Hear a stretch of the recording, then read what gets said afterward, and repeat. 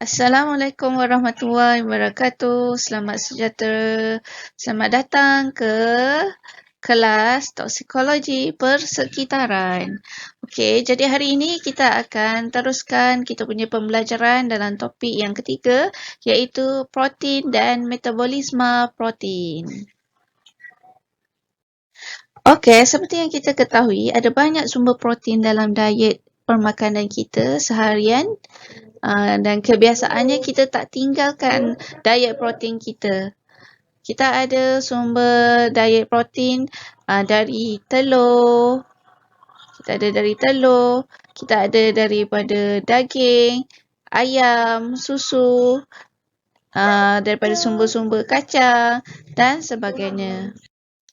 Okey, untuk topik pembelajaran pada hari ini, kita akan lihat yang pertama ialah ciri dan struktur protein. Yang kedua, kandungan asid amino. Yang ketiga, jenis asid amino. Keempat, pencernaan protein dan metabolisme. Dan yang terakhir adalah fungsi protein. Okey, sebagai pengenalan, kita akan belajar dahulu mengenai ciri-ciri protein. Okey, protein adalah struktur yang mengandungi karbon, hidrogen, oksigen dan nitrogen. Protein merupakan polimer yang terdiri daripada satu atau lebih rantai polipeptida. Setiap rantai polipeptida terdiri daripada unit-unit asid amino, iaitu yang dipanggil sebagai monomer. Terdapat kira-kira 20 asid amino yang biasanya ada dalam protein.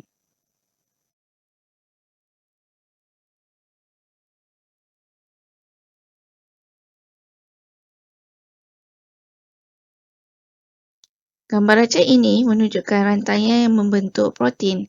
Asid amino adalah monomer atau unit asas bagi protein. Asid amino yang bergabung dengan asid amino yang lain akan membentuk peptida. Peptida yang bergabung dengan peptida yang lain ataupun bergabung dengan asid amino yang lain akan membentuk polipeptida. Polipeptida dan yang bergabung dengan rantaian polipeptida yang lain akhirnya akan membentuk protein. Sekiranya protein diceraikan, struktur polipeptida protein ini akan bercerai dan akhirnya menjadi struktur yang paling asas iaitu asid amino. Okey, kita berkenalan pula dengan sifat-sifat protein. Okey, sebelum itu, asid amino, dia punya monomer protein, mempunyai kumpulan karboksil iaitu kumpulan berasid dan kumpulan amino iaitu kumpulan base. Disebabkan asid amino mempunyai dua kumpulan ini, ia menjadikan protein bersifat amphoteric. Protein boleh bertindak balas sebagai kumpulan asid ataupun kumpulan alkali. Sifat amphoteric ini juga menjadikan protein bersifat penimbal. Kumpulan asid dan kumpulan base yang ada pada asid amino mencegah perubahan pH pada protein apabila sedikit amount asid ataupun amount alkali ditambah dalam larutan protein. Protein juga bersifat berkoloid. Ianya larut dalam air dan boleh membentuk koloid. Koloid membantu dalam mengawal sifat untuk plasma darah. Sifat protein juga boleh ternyah asli iaitu denature. Perubahan pada sifat asli protein adalah disebabkan oleh haba, ekstrim pH yang melampau, kepekatan garam dan lain-lain. Okey, kita akan lihat pula kandungan dan ciri-ciri asid amino. Okey, kita lihat dulu struktur asid amino. Basically, asid amino mempunyai kumpulan karboksil. Ini adalah kumpulan karboksil, COOH. Mempunyai kumpulan amino, NH2. Kumpulan hidrogen. Dan juga kumpulan side chain dia, kumpulan CC-nya.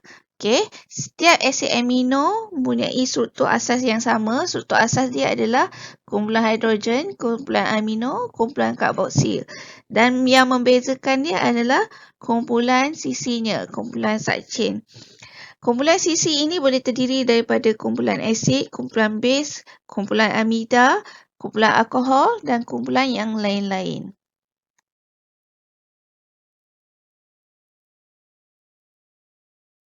Setiap asid amino mempunyai sifat kimia yang unik bergantung kepada sifat kumpulan R-nya, iaitu kumpulan CC-nya. Contohnya di sini kita ada asid amino serin mempunyai kumpulan CC CH2OH. Dia mempunyai sifat yang berpolar, iaitu berkutub. Manakala asid amino alanin yang mempunyai kumpulan CC CH3 mempunyai sifat yang tidak berpolar, iaitu tidak berkutub. Contoh lain, asid amino aspartic acid mempunyai sifat yang berasid, manakala lysine mempunyai sifat yang bersifat base. Setiap asid amino dihubungkan dengan ikatan kovalen yang disebut sebagai peptida di antara kumpulan karboksil dengan kumpulan amino menjadi peptida atau rantaian peptida melalui tindak balas kondensasi. Tulang belakang bagi polipeptida adalah rantaian NCCN. Okey, seperti gambar rajak ini dia menunjukkan. Okey, ini adalah satu struktur asas asid amino. Okey, satu asas asid amino. Okey, yang menggabungkan dia adalah ikatan peptida. Okey, kita lihat contoh asid amino. Okey, ini adalah 20 contoh asid amino yang biasanya ada dalam protein. Okey, kita ada kumpulan yang tidak berpolar, warna oranye ni. Kumpulan yang berpolar. Kumpulan asid amino berasid. Dan juga kumpulan asid amino bersifat base. Okey, kalau kita lihat setiap daripada asid amino ni mempunyai kumpulan CC-nya, kumpulan R yang berbeza-beza. Dan setiap asid amino ni mempunyai nama yang berbeza-beza dan sifat yang berbeza-beza. Kita ada alanine, valine, leucine, isoleucine, proline, glycine, serine, lysine, arginine, histidine. Okey, awak mesti sedikit sebanyak mengingatilah nama asid amino ni. Okey, sebab sebentar lagi kita akan lihat contoh-contoh asid amino yang perlu dan contoh-contoh asid amino yang tidak perlu. Okey, mengenai asid amino tadi, kita katakan dia peptida apabila asid amino itu rantaian asid amino terdiri daripada asid amino dalam lingkungan 2 hingga 10 asid amino. Kalau asid amino tu terdiri daripada asid amino lebih 10 dan bawah 100 asid amino, molekul asid amino tu, kita panggil dia polipeptida. Dan sekiranya asid amino tu terdiri lebih daripada 100 asid amino, kita panggil dia protein. Dia dah menjadi polimer protein. Dalam protein, terdapat sebilangan protein juga mengandungi glycoprotein dan juga lipoprotein. Okey, sebelum kita teruskan topik protein dengan lebih lanjut, kita lihat apa yang kita telah belajar. Kita telah lihat definisi protein itu apa, iaitu protein adalah polimer kepada monomer asid amino. Asid amino yang bergabung dengan asid amino yang lain kita panggil dia peptida. Dia gabung lagi dengan asid amino yang lain kita panggil dia peptida. Peptida yang bergabung dengan peptida yang lain kita akan panggil dia sebagai polipeptida. Dan gabungan rantaian polipeptida yang lain-lain adalah yang dipanggil sebagai protein. Okey, lukiskan struktur asid amino. Okey, awak boleh cuba lukis struktur asid amino di rumah. Okey, jadi kamu kena tahu yang struktur asas asid amino terdiri daripada kumpulan amino, kumpulan karboksil, kumpulan hidrogen dan ada satu kumpulan sisinya iaitu simbolnya adalah R. Okey, cuba kamu lukis pula struktur polipeptida. Okey, struktur polipeptida kamu kena ingat dia punya backbone dia adalah NCCN dan dia punya ikatan yang mengikat antara asid amino dengan asid amino yang lain kita panggil dia ikatan peptida. Alright. Okey. Kemudian macam mana pula sifat asid amino? Okey, seperti yang saya mention tadi, asid amino yang asas biasanya ada dalam protein ada 20. Okey, kemudian antara sifat-sifat dia adalah sifat berasid, sifat base, berpolar, tidak berpolar. Okey. Contoh asid amino dan sifatnya. Okey, kita ada arginine yang bersifat base. Kita ada proline yang tidak berpolar.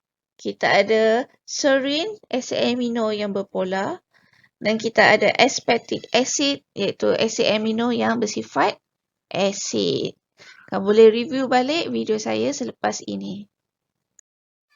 Okey, kita lihat struktur protein. Okay, protein ada 4 jenis struktur mengikut kepada susunan asid amino pada rantaian protein. Kita ada 4 jenis struktur protein iaitu struktur primer, struktur sekunder, struktur tertier dan juga struktur quaterner. Okey, struktur ini merujuk kepada bentuk bagaimana asid amino itu disusun pada rantaian protein tu. Okey, struktur primer, struktur yang pertama adalah struktur di mana turutan linear asid amino pada rantaian polipeptida. The basic line asid amino tu kita panggil dia struktur primer. Struktur yang kedua adalah struktur sekunder. Struktur sekunder berbentuk spiral. Okey, turutan secara berpintal dan berlipat pada rantaian polipeptida. Mengapa dia terbentuk? Kerana asid amino mempunyai kumpulan karboksil dan juga kumpulan hidrogen. Jadi kumpulan ini menyebabkan terdapatnya ikatan hidrogen terbentuk. Okey, dan bila ada ikatan terbentuk antara kumpulan karboksil dengan kumpulan hidrogen asid amino yang lain, jadi dia menyebabkan struktur sekunder berbentuk spiral ini terbentuk. Okey, struktur tertier pula adalah rantaian polipeptida yang turutannya berputar-putar. Dia menjadikan struktur protein itu seperti hablo, lapisan dan juga serat. Itu adalah struktur tertier. Okey, struktur yang terakhir adalah struktur quaterner di mana struktur tertier yang tadi berputar-putar tu dia terikat dengan struktur yang berputar-putar yang lain. Dia membentuk satu susunan struktur yang lebih rantaian polipeptida. Kita panggil dia struktur quaterner. Okey, ini gambaran struktur protein mengikut bentuknya. Kalau kita lihat di sini, primary adalah rantaian polipeptida. A line of rantaian polipeptida kita panggil struktur primary. Okay, struktur secondary adalah struktur di mana dia berpintal. Okay. Struktur tertiary adalah struktur yang terbentuk apabila kumpulan karboksil dan juga kumpulan hidrogen terdapat ikatan hidrogen yang membentuk antaranya dan dia berpintal-pintal. Dan quaterner, struktur quaterner pula adalah pintalan daripada struktur tertier ni dia bergabung-gabung. Kalau kat sini kita lihat ada 1, 2, 3, 4.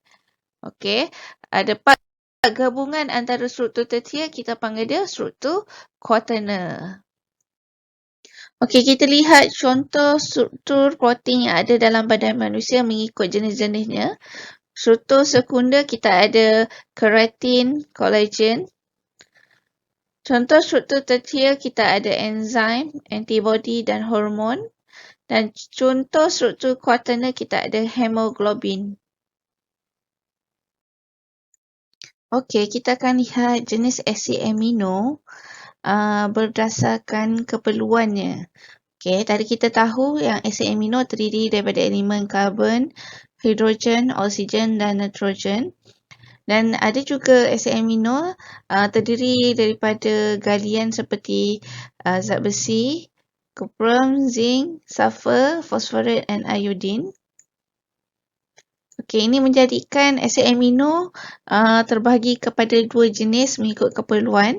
Okey, kita ada asid amino perlu dan juga asid amino tidak perlu. Okey, kita lihat apa itu asid amino perlu. Daripada perkataan perlu, dia menunjukkan yang badan kita memerlukan asid amino tu. Kenapa badan kita memerlukan asid amino tu? Kerananya badan kita tidak boleh sintesis asid amino tu. Jadi dari mana kita nak dapatkan asid amino perlu tu? Kita boleh perolehi daripada sumber makanan. Okey, antara contoh asid-asid amino perlu adalah isoleucine, threonine, leucine, tryptophan, lysine, valine, methionine, phenylalanine dan histidine.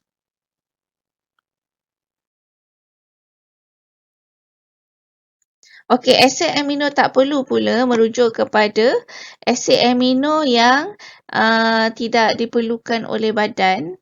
Okey, kerana dia punya boleh disintesis dari dalam badan manusia, tetapi dia pun boleh diperolehi daripada sumber makanan. Okey, antara contoh asid amino tak perlu adalah arginine, asparagine, glutamine, glycine, proline, serine, tyrosine, alanine, aspartate ataupun aspartic acid, cysteine, glutamate ataupun glutamic acid. Okey, kita lihat kepada kelas protein. Okey, nilai pemakanan sesuatu protein tu bergantung kepada jenis asid amino yang terkandung dalam sumber makanan protein tu. Tadi kita dah tahu yang asid amino jenisnya mengikut keperluan adalah asid amino perlu dan juga asid amino tak perlu. Kamu kena kenal pasti dan mengingat beberapa jenis asid amino perlu dan asid amino tidak perlu. Okey, jadi untuk kelas protein ni, kita ada dua kelas, iaitu kelas 1, iaitu kita panggil dia sebagai protein sempurna. Kenapa kita panggil protein sempurna? Kerana sumber protein tu ada semua jenis asid amino perlu. Okey, contoh sumber makanan yang mengandungi semua jenis asid amino perlu tadi adalah daging, hasil susuan, tidak termasuk mentega, telur dan juga ikan. Okey, ini adalah jenis-jenis protein sempurna yang mempunyai semua jenis asid amino perlu seperti isoleucine, leucine, lysine, valine, phenylalanine. Awak kena ingat sedikitlah nama asid amino ni.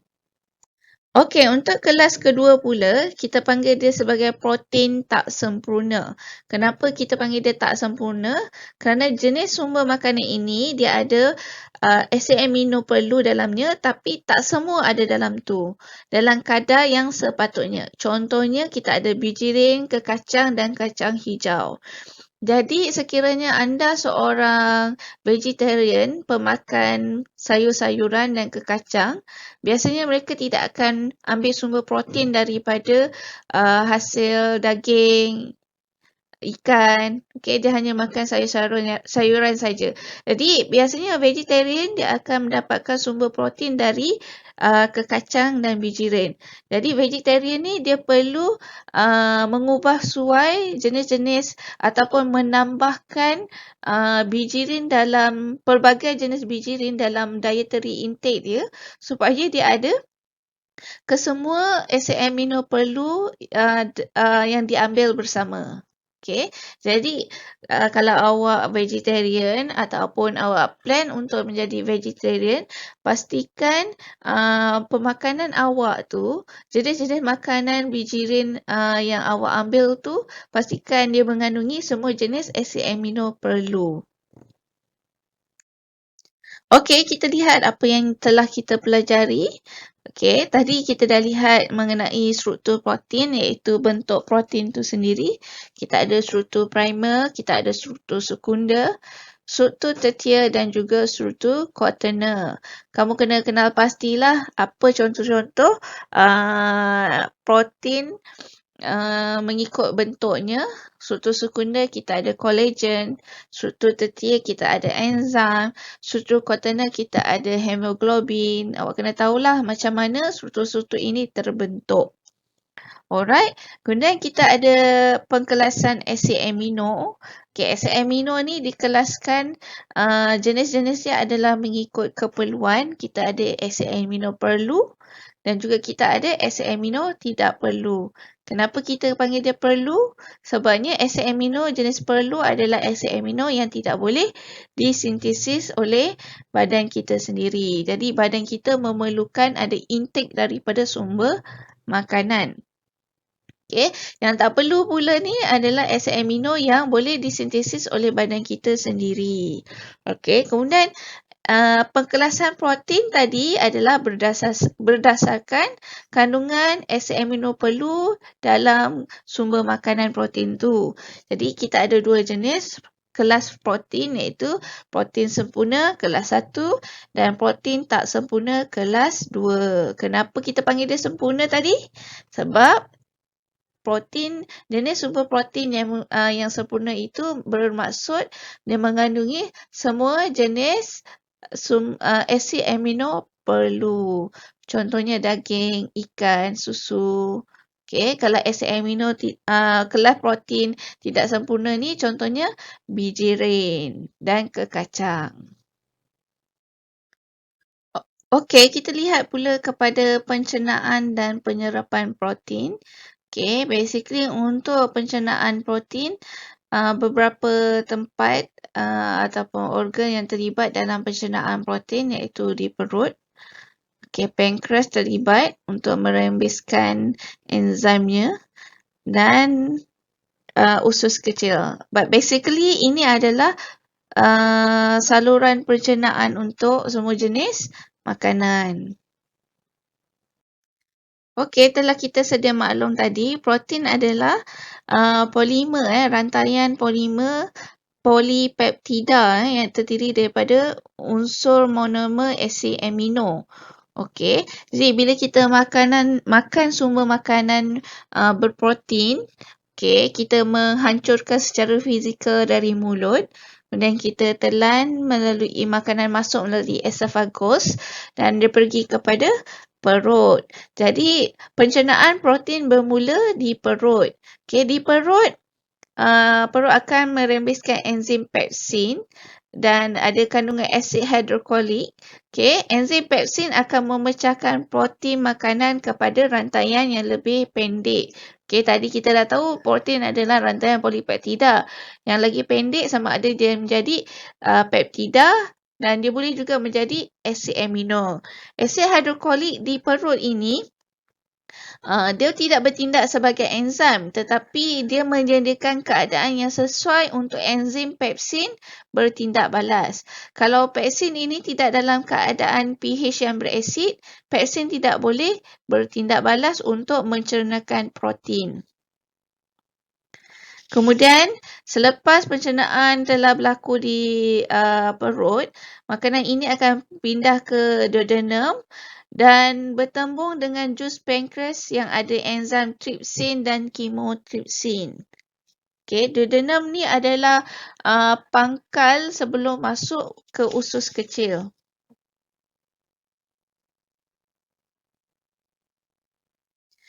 Okey, jadi enzim trypsin dan chymotrypsin yang dirembeskan daripada jus pankreas tadi tu, dia akan terus memecahkan rantaian polipeptida yang belum dipecahkan, okey, menjadi rantaian yang lebih pendek. Kemudian pencernaan akan disempurnakan di dalam usus kecil oleh kumpulan peptidase, okey, yang dikenali sebagai enzim erepsin. Okay, enzim erepsin di usus kecil ini akan menyempurnakan pecahan kepada asid amino. Okay, pemecahan protein kepada asid amino kita panggil dia sebagai proses hidrolisis protein. Okey, secara ringkasnya melalui gambar raja, kita lihat semula pencernaan dan penyerapan protein. Okey, pencernaan protein berlaku di perut dahulu. Okey, dan di perut kita ada perut menyediakan keadaan berasid. Okey, keadaan berasid ada asid hidrokolik untuk tindak balas enzim pepsin. Okey, enzim pepsin ini akan menceraikan rantaian polimer protein polipeptida kepada peptida. Namun begitu, pencernaan tidak berlaku dengan sempurna. Jadi apabila makanan turun ke usus kecil melalui duodenum, okey, jus pankreas akan merembeskan jus pankreas dan dalam jus pankreas tu ada enzim trypsin dan chymotrypsin. Trypsin dan chymotrypsin akan membantu memendekkan lagi, menceraikan lagi rantaian protein yang tidak dicernakan. Okey, dia akan menjadikan rantaian yang lebih pendek, asid amino. Okey, namun begitu dia tidak berlaku dengan pencernaan tidak berlaku dengan sempurna di duodenum.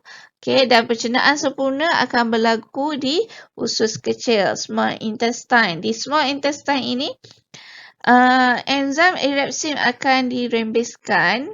Okey, dan keseluruhan polimer protein polipeptida akan dicernakan kepada asid amino. Okey, basically itulah proses pencernaan protein dalam tubuh badan manusia. Kemudiannya asid amino ini akan diserap dalam usus kecil untuk kegunaan dan metabolisme dalam badan manusia. Okey, sebelum kita melihat kepada metabolisme protein, kita lihat dahulu apa fungsi protein. Okey.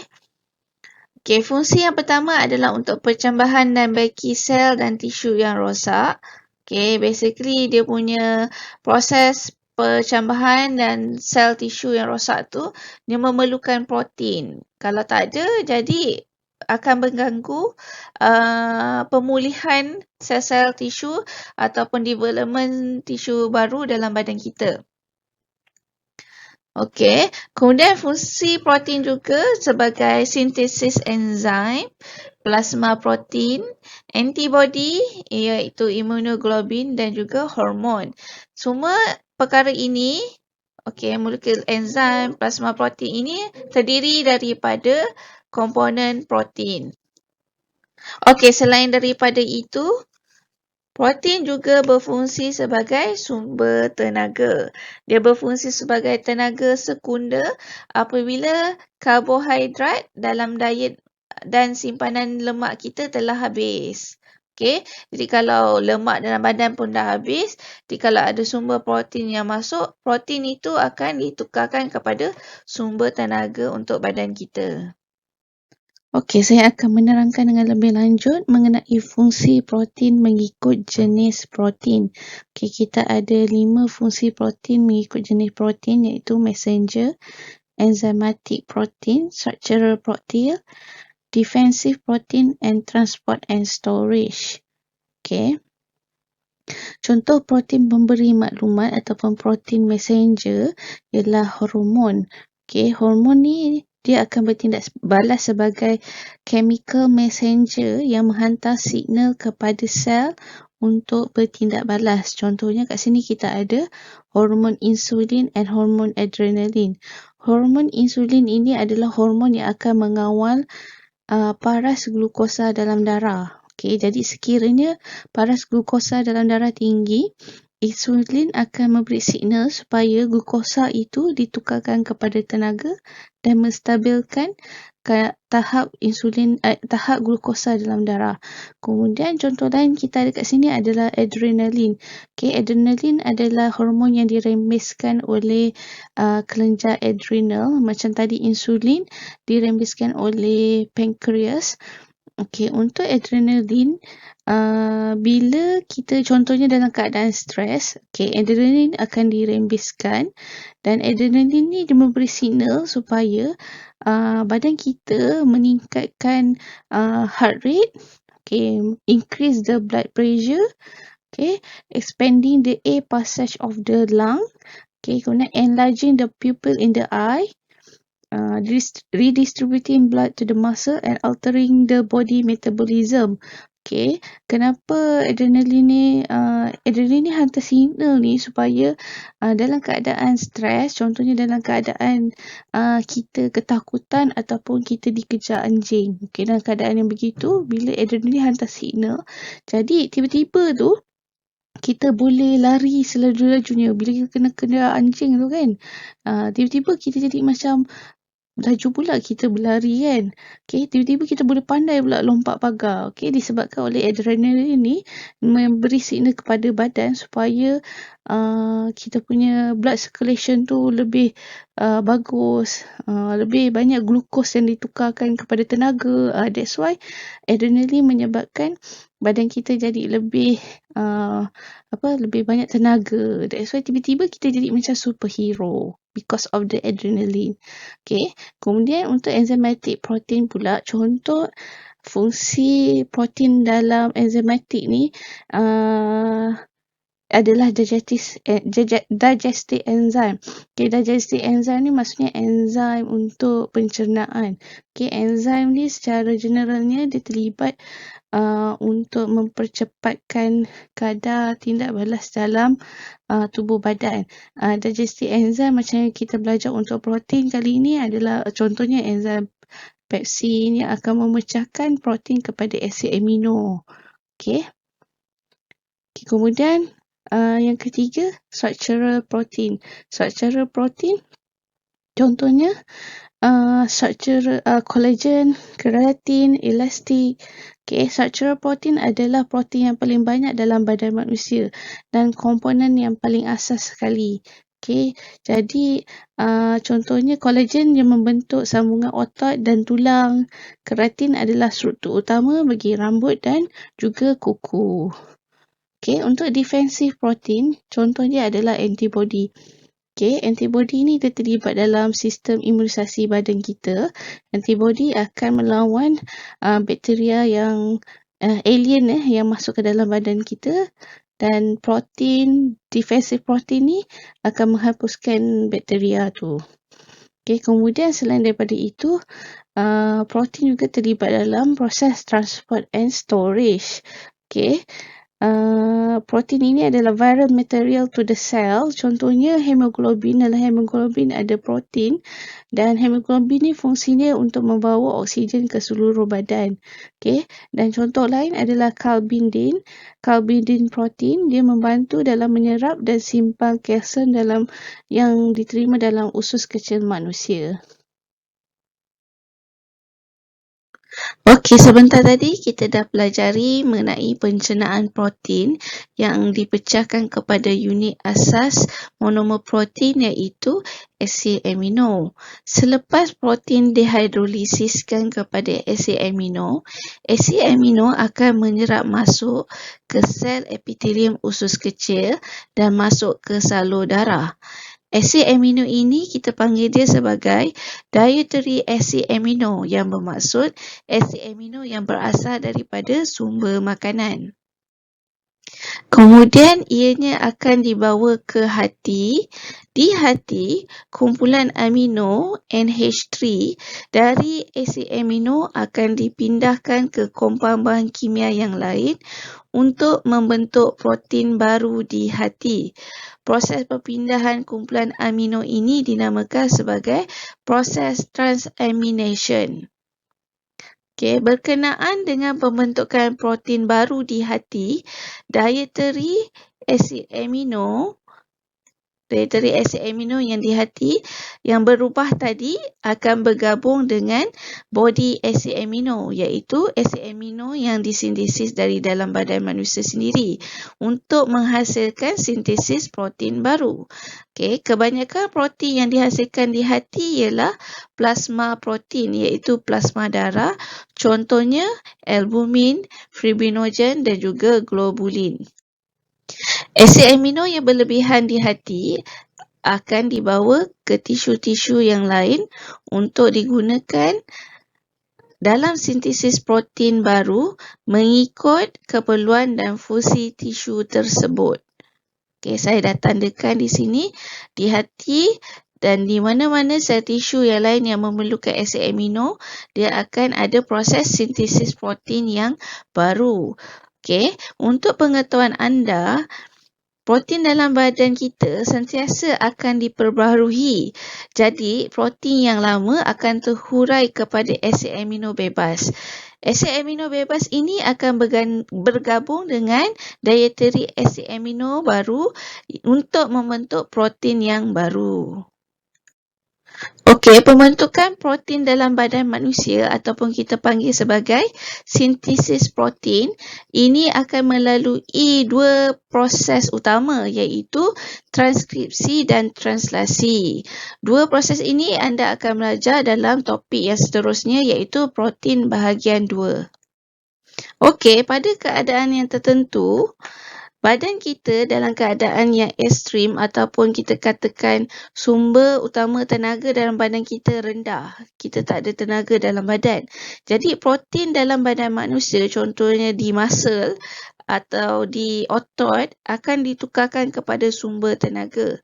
Protein dalam badan akan ditukarkan kepada asid amino, kemudian ditukarkan kepada acetyl-CoA dan memasuki kita Krebs untuk menghasilkan ATP.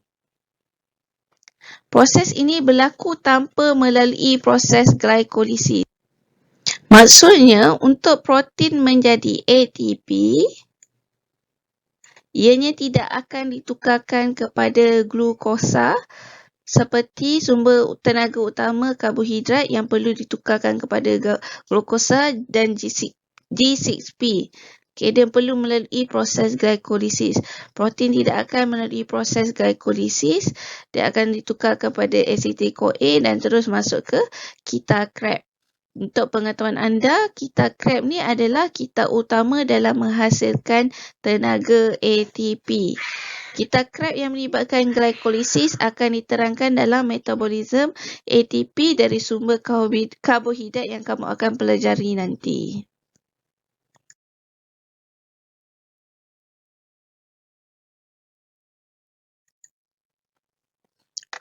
Okey, kita nak back to hati tadi. Okey, asid amino yang pergi ke hati. Okey, ada 3 proses katabolisme asid amino yang berlaku di hati iaitu transamination, deamination dan juga kita urea cycle. Okey, transamination seperti yang diterangkan tadi adalah proses pemindahan kumpulan amino daripada asid amino kepada alpha glutamate dan kemudiannya membentuk glutamate. Okey, glutamate akan bertukar semula kepada alpha ketoglutamate dan kemudiannya akan menghasilkan asid amino. Tadi penghasilan asid amino kepada substan baru menghasilkan glutamate, kita panggil dia transamination. Daripada glutamate yang bertukar kepada alpha ketoglutamate akan menghasilkan amonia, kita panggil dia sebagai proses deamination. Okey. Amonia ni sangat toksik kepada badan manusia, jadi dia perlu disingkirkan. Kalau tahap dia toksik, dia sampai boleh menyebabkan ketoksikan kepada otak, okey, dan boleh mati. Jadi dia perlu disingkirkan. Jadi amonia ni dia akan masuk ke kita urea cycle. Urea cycle ni akan terhasil dalam kita ni dan disingkirkan melalui urin yang diproses di ginjal. Okey, jadi dalam katabolisme asid amino yang berlaku di hati ada 3 proses utama iaitu transamination, deamination dan juga urea cycle. Okey, tadi kita cerita tentang hati. Ada tak sel-sel lain yang di tempat lain yang melakukan metabolisme asid amino? Ada, tetapi dia tidak secepat sel hati dan kebanyakannya majoriti metabolisme adalah berlaku di sel hati. Jadi kalau kandungan protein berlebihan daripada apa yang diperlukan, dia akan ditukarkan kepada haba dan tenaga iaitu dengan 2 cara. Okey, yang pertama, karbon yang didapati daripada makanan dioksidakan dengan oksigen membentuk haba dan tenaga. Sisanya adalah karbon dioksida. Okey, yang kedua, hidrogen yang didapati daripada makanan dioksidakan dengan oksigen membentuk haba dan tenaga. Sisanya adalah air. Okey, selain daripada itu juga, asid amino yang berlebihan akan ditukarkan kepada glukosa melalui proses gluconeogenesis dan ditukarkan kepada lemak melalui proses lipogenesis. Okey, jadi itu saja sedikit ataupun overview mengenai pencernaan dan metabolisme protein. Jadi sebelum kita tamatkan kelas ini, kita review dahulu apa yang kita telah belajari dalam pencernaan dan metabolisme protein.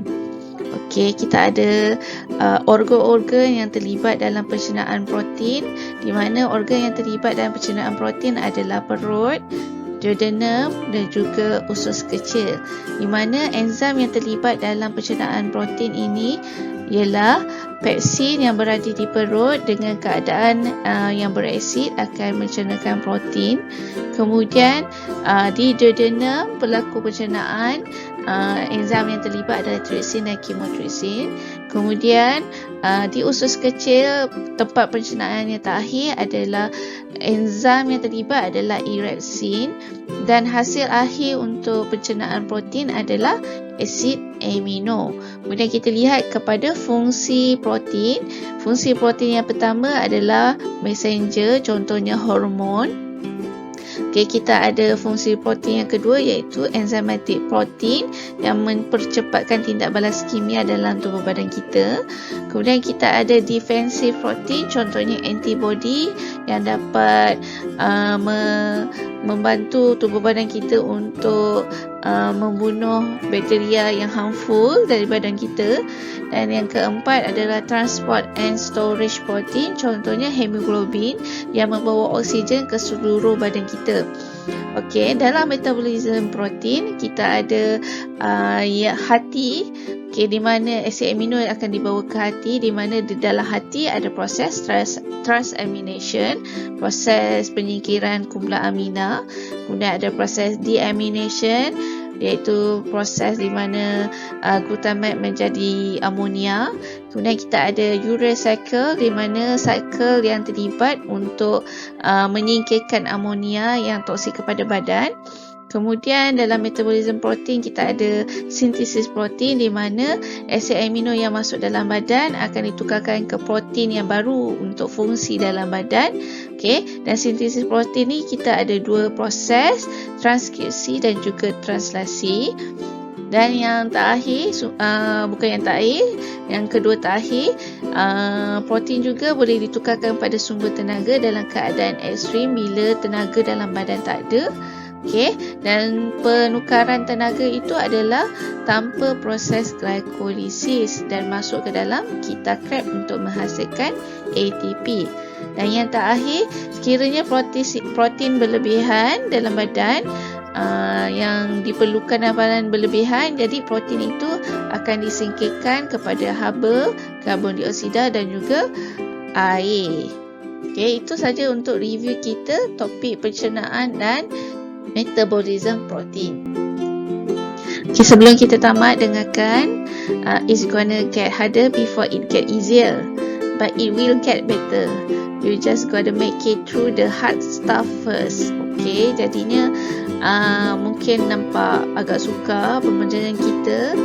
At first memang akan sukar, tapi bila awak dah get through, awak dah baca nota, tolong baca nota dengan teliti.